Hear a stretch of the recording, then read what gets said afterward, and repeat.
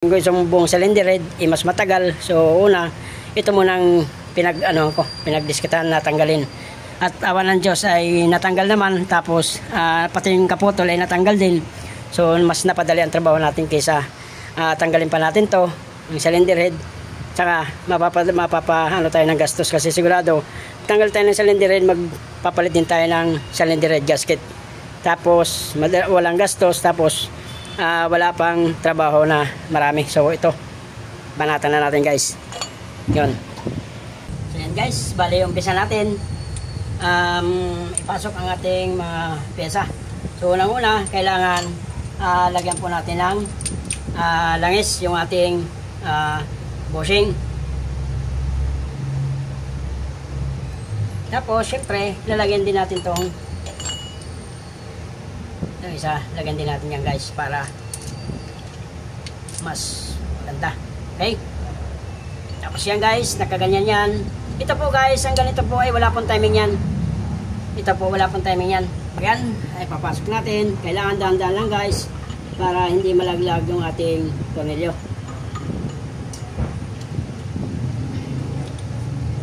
Kailangan maingat lang po tayo dito na ganito, kasi pag ito nalaglag guys, magtatanggal po tayo ng cylinder head. Kailangan slowly lang, pero sigurado. Up, flashlight. Ilamin muna natin ito. Kailangan maliwanag.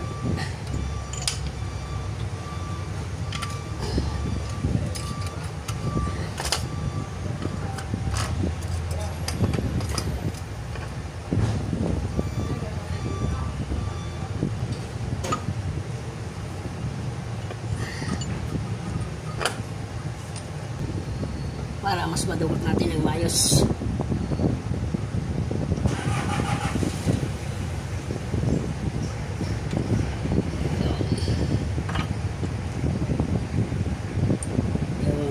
Okay. Yan. Tapos saka natin higpitan yan. Yan guys, ipasok mo lang yan. Wala naman pong timing yan. Ay okay lang po yan. Tapos itotok natin yan guys mamaya. Yan, bali ang sukat pala ito guys, yung tornilyo na to ay 92. Yan, pero yan bago yan hipitan muna natin, pero mamaya na natin hipitan ng maayos yan.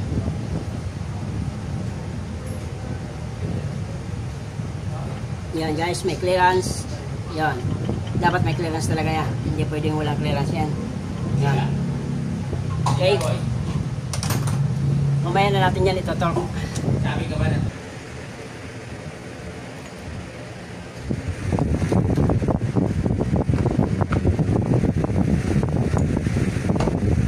Yan. Then, spring. Yan, yung spring ay nakapasok dyan guys. Ito.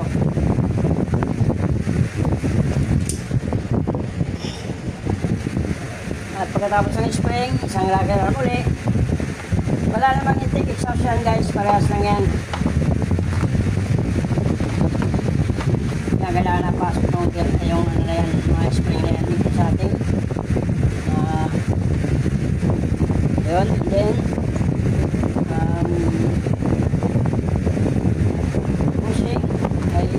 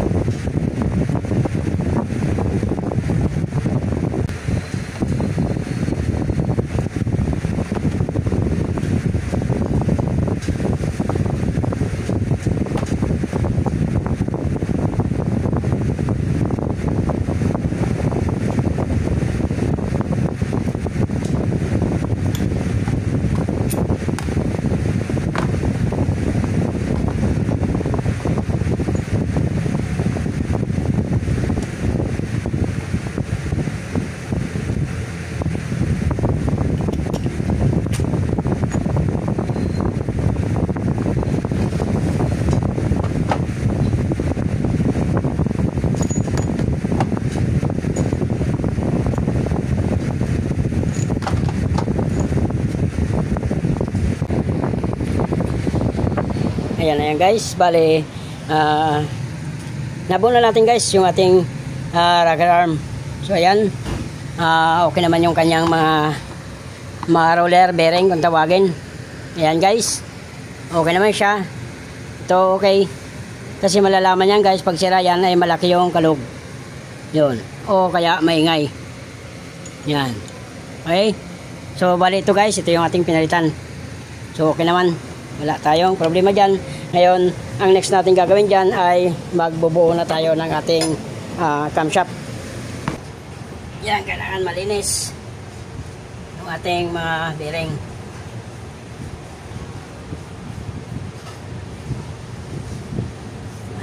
Okay, tapos lalagyan natin yan.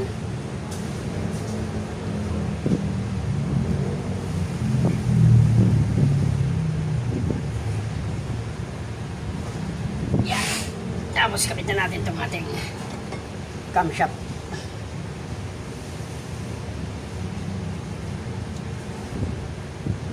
Okay, ngayon bago yan, iuno muna natin guys. Kasi nung kinilas ko to, hindi ko ito inono, basta ko na lang kinalas yan. Hindi ko na tiniming yan. Ayan ang ating timing guys. Ito yung ating timing mark. Kailangan dito tayo sa uno, wag po tayo dito sa ibang guhit na yan at wala pong ano yan sa injection bamboo yan. Bali dito po tayo sa unang-una na timing. Tapos ito naman yung ating timing pulley para sa ating piston. So yan guys. Ito bali ibig sabihin yan guys, naka top dead center yan. Yan. Nakatapat siya dito at nakatapat dito. Okay guys, yan po yung ating timing. Ngayon, pagkatapos nyan guys, pwede na tayo mag timing dito sa ating camshaft sa taas. So yan, okay na yan. Inikot na natin yan, tiniming na natin yan. Yan guys, saka na natin ikakabit itong ating camshaft.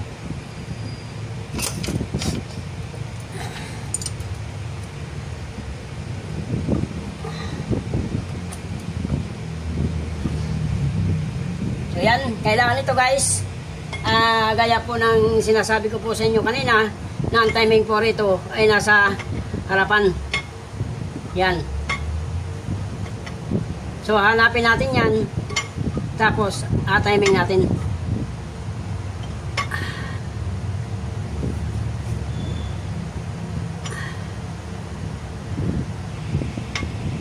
Ayan po guys, yung ating timing mark.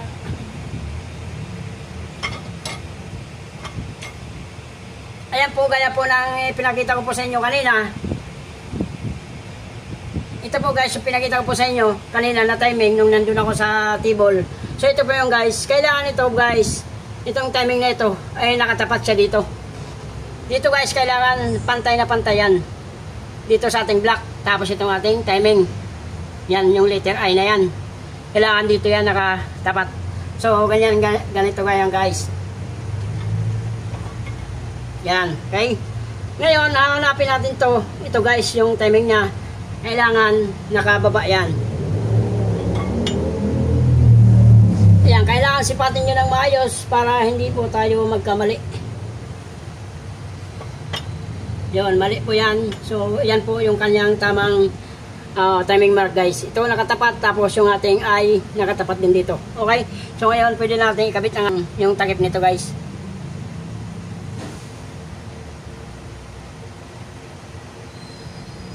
Sausaw na lang tayo dito guys. Okay?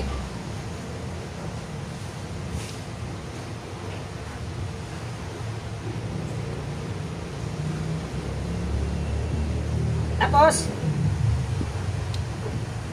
pagdating naman dito guys sa ating mga bearing ay meron din tayong makikita nyan. Ayan po, number 3.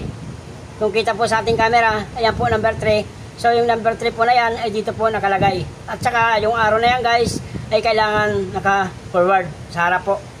So ganito po, number 3, 1, 2, 3, 4, 5. So ito number 3, ang arrow papunta rito. So ganyan.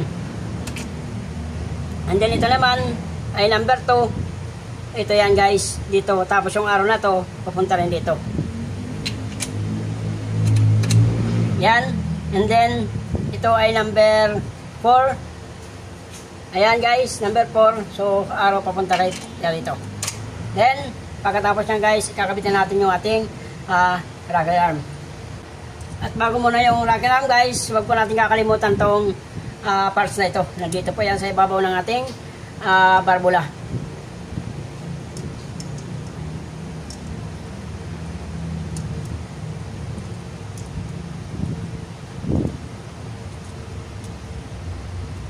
Okay?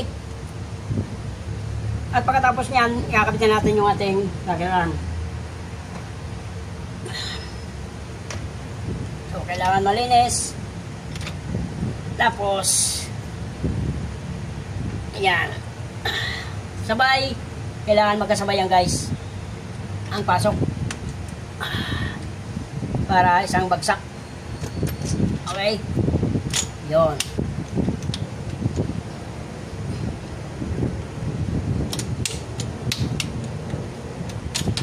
Okay?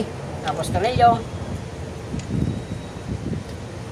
Yan. Yan guys, nakauno na yan. Ngayon guys, pag hindi umandar yon, kasi nung kinalas ko to ay hindi na talaga umandar.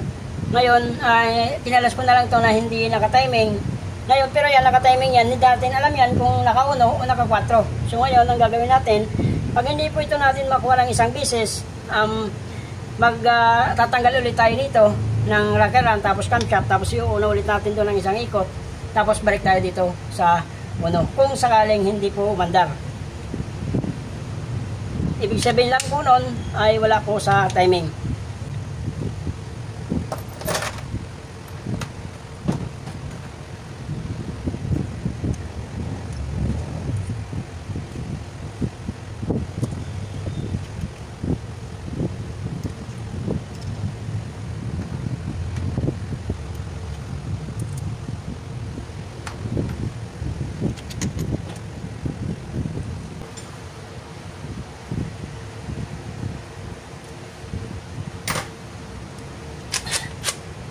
Gitna, kailangan ang tornilyo gitna tapos pa ulo.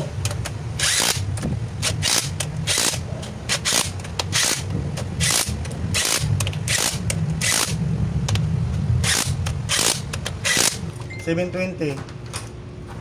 FC5 ba yun? FC5, Oo. Yan guys, tapos double check natin.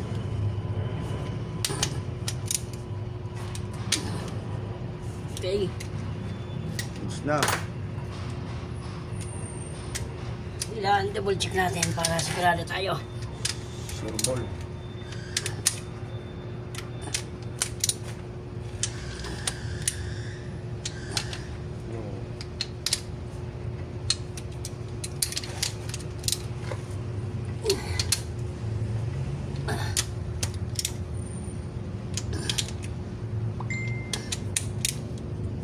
Okay. Tapos, huwag natin kalimutan higpitan to guys. Ngayon guys, yung tornilyo na pinalitan natin, yung tornilyo na to guys ay 22 mm. So, kailangan natin mag-torque tayo. Ang torque ko po dito sa ganitong bolt 40 po, foot-pounds. So, gamit tayo ng torque wrench.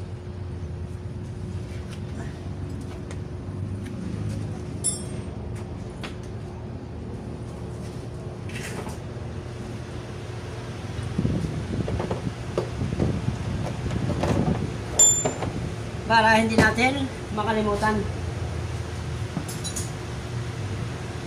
Electric pan, mainit.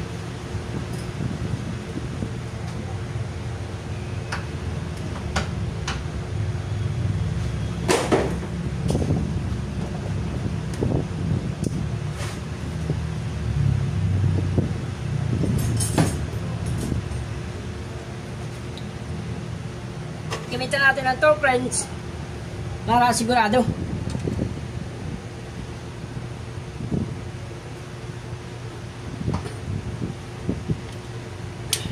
Yan.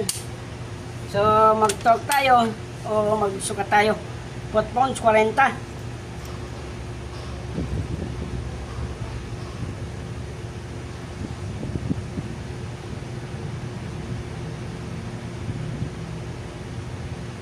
So, yan guys, 40 ang sukat po natin. Kailangan tumunog yan or lumagatik. So, ganito guys. Para sigurado tayo. Yon. Ayan po guys. Tumunog na po yan. So okay na yan. Para sigurado tayo. At pagkatapos yan guys, iikotan natin ang bago ko ano yan. Ilaw kakabit natin yung cover doon sa gilid. At pagkatapos yan guys, suchan up natin. So bali yan. Yan nakauno. Yan po. Tukod po yan. Ito po yung ating intake. Okay yung uno. Yung intake na ano, tukod yan. Yan. Bale, yan na guys yung ating ginawa. Natapos na natin yan. Naikabit na natin yung ating mga pyesa. So, pandarin natin guys. Medyo madilim guys at luba tayo. So, ayan guys. Bale, nawala na yung kalansing niya. At ito guys, hindi talaga umaandar nung dinala to dito. Bale, ito lang guys ang naging problema. Kaya natin ginawa yung ano na yun, yung makina niyan. So ayan, umandar na siya. Magagamit na yan guys. Puro chip 1 ang makina na walang computer box. So nagawa na natin. Maraming salamat. At walang masyadong naging problema sa sasakyan na ito. So ganun lang guys ang ginawa natin dun. Ipakita ko naman sa inyo yung video na yun. At mga pyesa nating pinalitan kung ano ang pinalitan natin guys. So hanggang dito na lang ang video na ito. Maraming salamat po. Ayan, okay na naman yan. So, yun na naman ang kasunod natin, isang unit. So, ito naman guys, ang problema naman ito ay maingay din yung makina. Yun, ito naman guys yung isa na gagawin natin bukas. Makalansing din yung makina. Bali, uhulaan din natin yan kung saan ang problema yan. Maingay yung makina. Hindi natin ma-trace kung saan ang trouble. Pero, yun talagang problema niya. Maingay, umaandar kaso maingay yung ang kanyang trouble. So yun, ang kasunod.